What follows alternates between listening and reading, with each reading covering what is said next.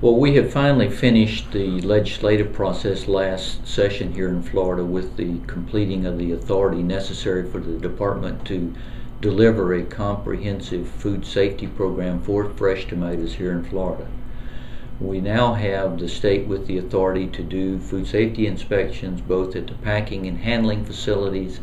and on the farms. We've had a couple of years of experiences with the audits, both on farm and at packing houses,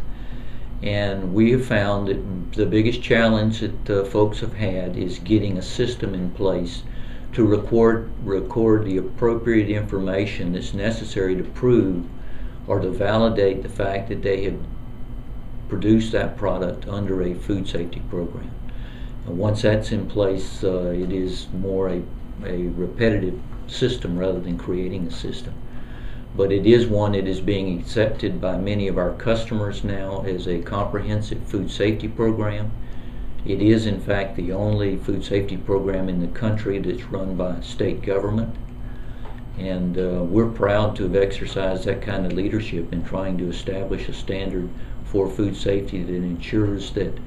every product that we put in the market is produced as safely as we know how to produce it to maintain public confidence in eating fresh Florida tomatoes and hopefully tomatoes throughout the country.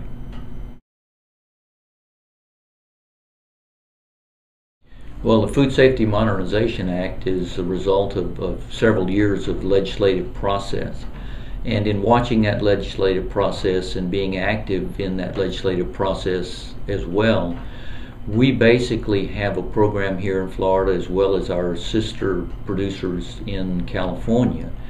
that pretty well meets what would reasonably be seen as the requirements that FDA may come forward with for tomatoes in the next 2 years.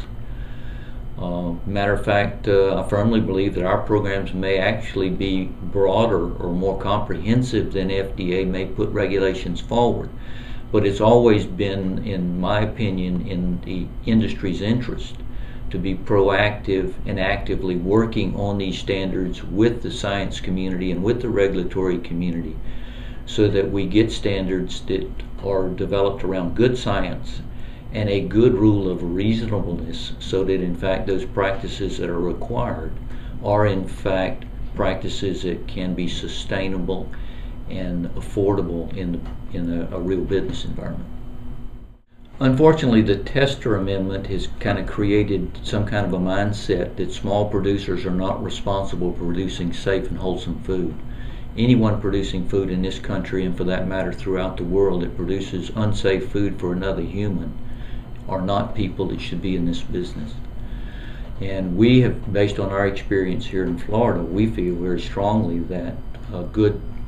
science-based food safety programs are scalable to where the producer, regardless of size, can do those things that are appropriate for their operations that minimize those risks and in fact improve food safety for the general public and for their customer base. To create the idea that there are two classes of food producers in this country, one that should be required to produce safe food and one that can do whatever they want to do relative to food safety, just flies in the face of good science and good practical business policy.